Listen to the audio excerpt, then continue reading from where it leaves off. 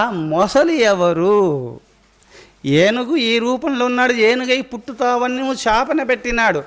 ఆ మొసలు ఎవరు? ఎందుకు ఆ నీటిలో పడిపోయినాడు?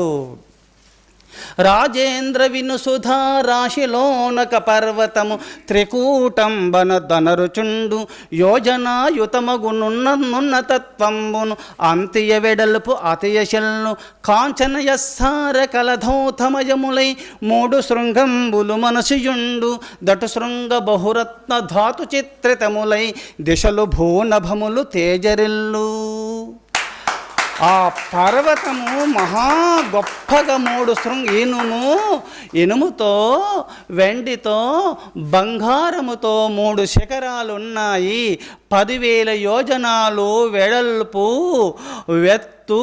సదరముగా ఉన్నటువంటి పెద్ద పర్వతము. భూరి భూజలతా పుంజములను మ్రోసి తెరచించు సలజేటి మొత్తములను మరిగి తిరిగడి దివ్య విమానములను చెరుల క్రీడించు కిన్నర చయము గలిగి ఆ పర్వతము పైన అందరూ ఊడంగా ఆ కొండపైన ఉన్నటువంటి ఆ త్రికూట పర్వతము పైన ఎన్నో ధాతువులు, ఎన్నో రత్నములు, 3 కొమ్ములతో కూడినటువంటి ఆ కొండ పర్వతము దిగాంతరాల వరకు ప్రకాశిస్తూ ఉంటుంది, తకతక మెరుస్తూ ఉంటుంది.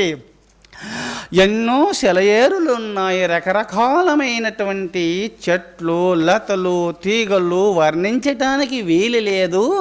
ఆ త్రికూటమైన పర్వతము, ఆ పర్వతము పైన ఆ కిన్నెరులు, కింపురుషులు, గంధర్వులు, ఎంతో దేవతలందరూ విమానాలెక్కి ఆ కొండపైన విహరిస్తుంటారు.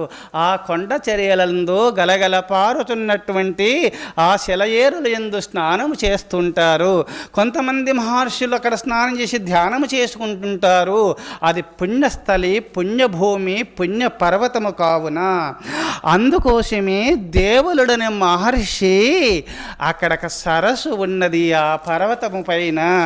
ఆ సరస్సులోకి వెళ్ళి స్నానము చేసి సంధ్యావందనము చేసుకుంటూ ఉన్నాడు దేవులుడనే మహర్షుల వారు. ఊహు అనే గంధర్వుడు తన భార్యలతో వచ్చి ఆ సరస్సులో దూరంలో స్నానం చేస్తూ ఉన్నారు. ఈ మహర్షిని చూసి దండ కమండదాదులు పూనుకొని జటాజూటదారేతి పుండములు ధరించినటువంటి మహర్షిని చూసి అదొక జీవితమేనా, నా భార్యలు, నా సంపదలు, నా కిరీటమును, నా సంపదలు చూడు, నా రథము, నా సిరి సంపదలని ఆ ఊహుడనే గంధర్వుడు భావ్య సంపద చూసి గర్వించి ఈ మహర్షిని కొంచెం ఆట పట్టించాలనే భావన చేత ఆ నీటిలో సిద్ధులు ఉన్నాయి కావున నీటిలో మునిగి నేరుగొచ్చి ఆ శ్రీహరిని ప్రార్థన చేస్తూ ఉన్నటువంటి ఆ దేవులుడన్న మహర్షి కాలు బట్టి లాగుతాడు. లోపటలో ఉండి ఉలికిపడ్డాడు, కింద పడ్డాడు. చూసినాడు దివ్య దృష్టితో, గంధర్వ, నేను హరినామ సంకీర్తన చేసి సంధ్యావందనం చేసుకున్న సమయంలో నా కాలు బట్టి లాగుతావా? మొసలి రూపంలో వచ్చేసి నువ్వు మొసలిలాగా వచ్చేసి నా కాలు బట్టి లాగుతావా?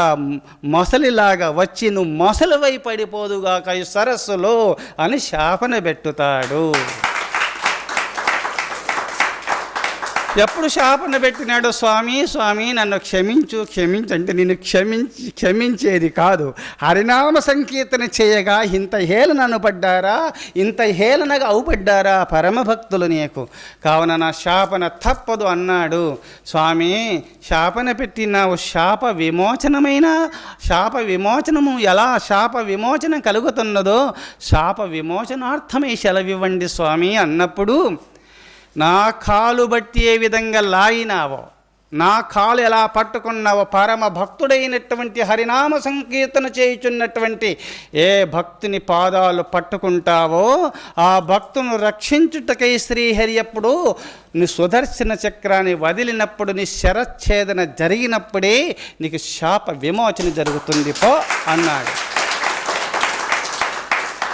ఆ మొసలు రూపమును ధరించి ఊహుడనే గంధర్వుడు ఆ సరస్సులో పడిపోయి ఉన్నాడు.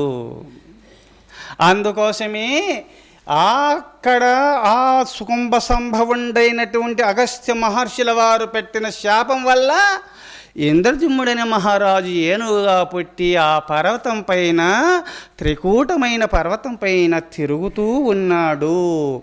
చాలామంది ఏనుగులతో, ఒక్కరా ఇద్దరా, చాలామంది ఏనుగులతో, పిల్లలతో, పాపలతో విహరిస్తూ ఉన్నాడు. ఆ కొండపైన ఆనంద పారవశ్యంలో తిరుగుతూ ఉన్నాడు.